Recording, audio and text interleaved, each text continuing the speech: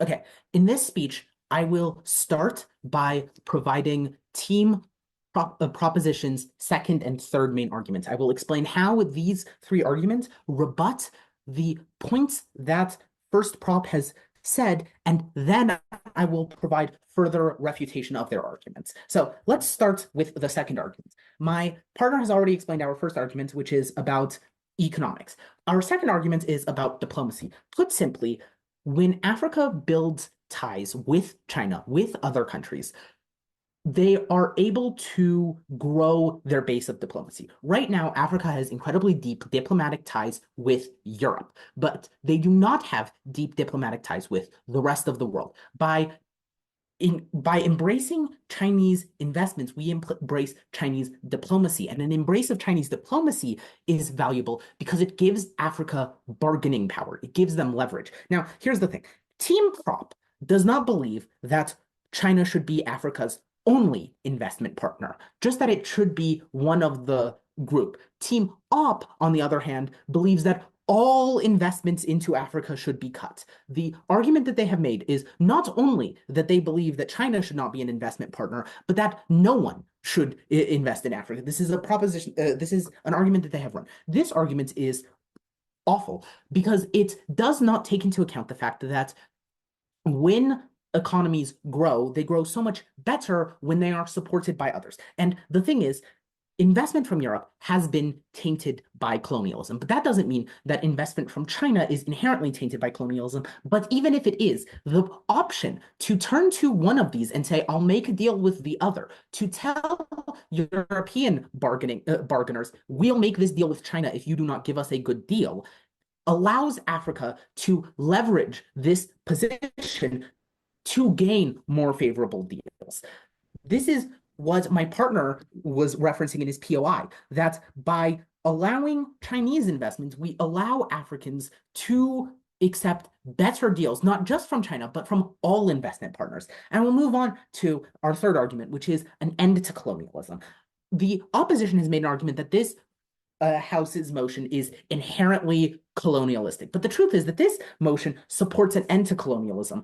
And the reason for that is that it supports a move from Africa away from the inherent problems of support from Europe. I can give an incredibly inexhaustive list of all of the problems that come about from European colonialism, the scramble from Africa, Britain setting up the first concentration camps in world history in South Africa, them invading Egypt in order to claim the Suez Canal when Egypt nationalized it, France passing a multitude of unequal treaties, robbing Morocco of its phosphate and Niger of its uranium, supporting dozens of coups in just the last 20 years, the last 50 years in Mali and Niger, Belgium and Italy robbing countries like Libya and the Congo, the US supporting coups in Congo, in Egypt, supplying weapons to both sides of numerous wars on the continent, such as the 1970 war between Morocco and Algeria, or the 1960s war between Somalia and Ethiopia, not to mention Russia sending Wagner troops into Sudan, Libya, Mali, Niger, the Central African Republic, Burkina Faso, etc. The truth is that European colonialism and American colonialism have tainted any relationship that can be had between Africa and those others. That's not to say that Africa should never interact with them, but just that that relationship is fundamentally unequal. The same is not the case for China. There are no legacy of colonialism. There is no historic legacy of unequal treaties that influence this policy. There is a brand new relationship. Now, I want to start by addressing some of the main premises that underlie the opposition's argument. The first is that all foreign investment is bad, and the second is that international relations are a zero-sum game. While they have not said these two statements explicitly, they are assumptions that underline so much of their argument. They argue that China only makes deals with Africa in order to steal money, but that's not stealing money. China and Africa are working together to create wealth that is mutually beneficial to both sides. It is not blind robbery, as opposition would like you to believe. It is mutual cooperation.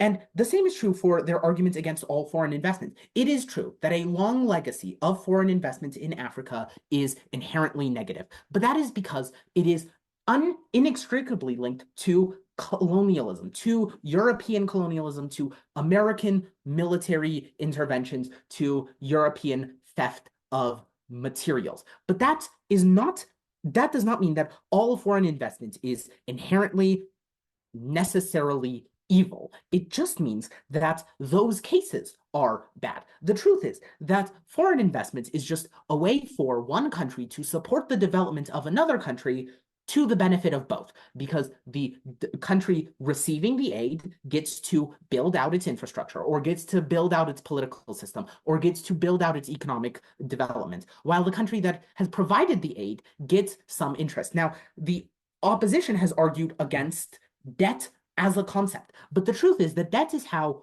all development gets made. Why is the United States the most powerful economy today? Because it built its economy, it built its infrastructure on the back of debt. The United States government owes trillions of dollars to other people, to other nations, and the cause of that and this is the cause of their development. The truth is that foreign investment is just a way for countries to develop, to improve themselves. Now, let's move on to some of the more specific things that opposition has said. Number one, they mentioned Zambia and basically saying that China has essentially placed Zambia into debt. And the truth is that this is just how foreign investment works. This is not just how foreign investment works. This is how investments work.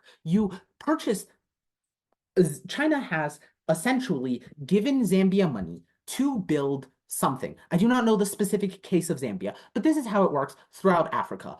Ports in Eritrea, trains in Ethiopia, etc. In all of these cases, what we see are China providing money for an infrastructure project and them receiving back the money that they have given when the infrastructure project becomes beneficial economically to the nation. It's just a loan. And the fact is that all foreign investment is built on this loan. And once again, we get back to the opposition's base assumption that all foreign investment is inherently negative, because that is the only way they can justify such a claim that because there is debt involved, there is inherently evil involved. But that is not the case. The case is that as a result of this, as a result of the train in Ethiopia, for example, China got their money back and Ethiopia got a rail network they were not going to have before. Both countries win. It is mutually beneficial. In the case like Zambia that was mentioned, where China gave them an extension when they could not pay back their debt, literally stepping in to help the country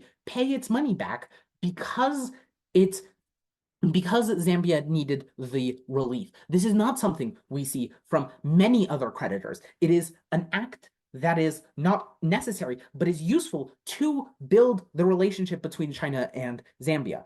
And once again, when they argued about colonialism, they talked about our argument of economics creating jobs, and they said Chinese people fill these jobs. They import labor. And it is true that at times they import, especially upper management. But number one, that does not address the majority of jobs created by Chinese investments, which are the workers, the constructors who are building the things. And number two, it is not entirely Chinese people. The Chinese expertise is brought in to then teach Africans who then have that expertise for later on. The result is that instead of this being colonialistic, it is the exact opposite. It is for this reason that I am proud to propose. Thank you.